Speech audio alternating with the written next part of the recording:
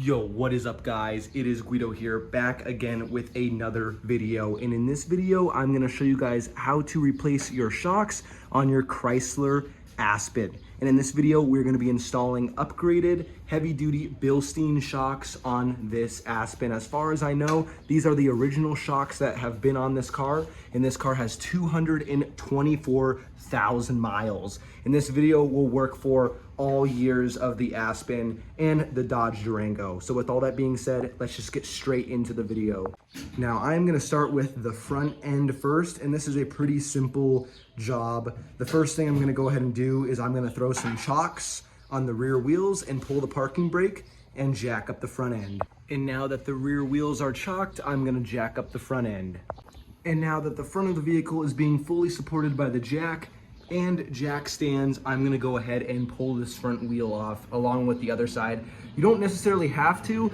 There is enough room to get in there, but I'm gonna go ahead and just pull them out just because it's gonna be a lot easier to work on and better filming purposes. All right, and I got both wheels off on both sides because I am gonna be doing both sides, front and rear. And you can see this is the stock Chrysler front shock here. I'm not sure if this has ever been replaced.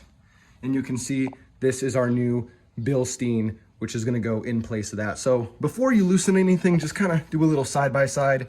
Make sure they're around the same distances before you start loosening everything up. Always check your parts, and you can see these are gonna work great. So let's go ahead and start loosening these shocks up. All right, and then to loosen the top nut, it is a 18mm. You can just get that with an impact right there, and you don't need to put a wrench on the other side. It'll stay in place for you. And down there is a 18mm bolt you need to remove as well. Same for each side. And once you remove that bottom bolt, the control arm may come down a little bit. Probably want to get your jack in there to jack it up before you reinstall the new ones. But you can see there is the bolt and nut from that top one, and that was the bottom one. And like I said before, always compare your parts.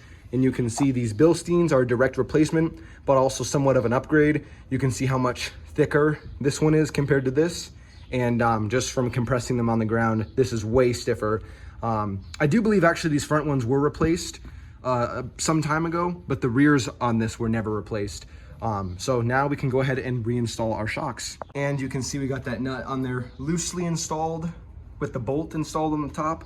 And the bottom we're gonna install right now. You can see the control arm kind of dropped a little bit. So I'm gonna go ahead and jack up the jack to get that in line, and then I'll put in my bolt. And depending what shocks you use, if you're using the Bilsteins, which are probably the best on the market, always install them with the logo facing up so it's readable, and that's the correct orientation for these to get installed. All right, and you can see the nut and the bolt there is nice and tight, and so is the one down there. I went and hit them with the impact, so this side is good, and we can go ahead and throw our wheel on.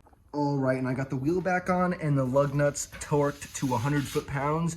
The front is pretty much done. We're gonna do the exact same thing on the other side. So this is the driver's side. You can see the old shock, and there is the new. Let's go ahead and get that wheel on. Now that the front is all done and reinstalled, we can go ahead and jack it up, remove our jack stands, and let the front down. All right, now that the front is lowered and done, we're gonna start working on the rear. So I'm gonna go ahead and put my jack on the very bottom of that tow hitch and jack it up from there, and then I will put my jack stands on the frame right before the wheels, so then we can get the rear axle to fully droop so we can get those shocks off. And before you jack up the rear, make sure you go and chalk off the front wheels as well. And now you can see our jack stands, and I have my jack on the hitch just supporting it. And you can see the rear differential has no pressure on it. You could take off the wheels if you wanted to, but you really don't have to because the nut and bolt is right there. And on this side, it is up there. That side's gonna be a little bit more difficult because the spare tire is in the way, so you can work around it, or you can just lower your spare tire, which I'm going to do. So to lower your spare tire, you just go in the rear of the vehicle, open up the little trunk part, and there should be a little cutout here, and then a grommet that you can remove. And tools needed to lower it are gonna be in the passenger side underneath the rear seat. And all you have to do is assemble the tools like this, and then just loosen.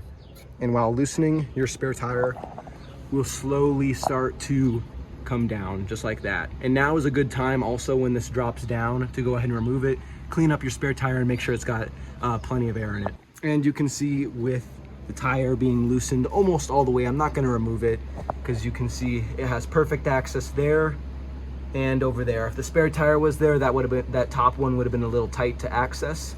But anyways, now that this is loosened, I'm going to go ahead and start working on loosening those bolts there. All right, so I'm going to start working on that bottom nut and bolt, and it's the same as the front. It is a 18mm, and then on the top it is a 15mm that you'll need to remove that bolt. And on the back side there's a nut, but there's a little piece of metal welded to the nut, so you don't have to hold that with a wrench or anything. All right, and you can see we got that lower bolt and nut removed. Now this part is free. Now we just got to remove that top 15mm bolt there. And you can see we got that top one out, and there is the shock that came out. There's the bolt, and this is the part that I was telling you that's got the nut welded to this part here. So now we'll go ahead and install our Bilsteins. And you can see these are our old stock ones, and these are our upgraded Bilsteins. Very nice. You can see it's much thicker than the stock one is here. And these were installed like this, but these are going to be installed like this with the boots facing down where the logo is visible. And you can see we have that top loosely installed, and now we're going to go and install the bottom. A little tip is, if you still can't really get this in there, or the bolt in there, grab a little pry bar that you can jam in between there and lift the shock up so you can get the bolt through. Now that the top and bottom are installed and snug, I'm going to go ahead and hit them with the impact. And you can see it is all nice and tight. Now, time to go ahead and do the other side, which is the exact same process. And now you can see the other side is installed. So everything is nice and tight, ready to go. We're going to go ahead and roll up our spare tire now. And once your spare tire is fully returned up, you can go ahead and put away your jack tools underneath the passenger rear seat. And check it out, what a great upgrade. That looks super duper cool, and people that know Bilstein shocks are gonna know this car's got Bilstein shocks, and it's gonna ride like it too. With all that being said, let's go ahead and jack up the car and remove those jack stands there. All right, and we got this thing lowered on the ground with the new shocks, and man, this thing rides like a dream. If this video was helpful, make sure you guys comment, like, and subscribe, and you stay tuned. Peace.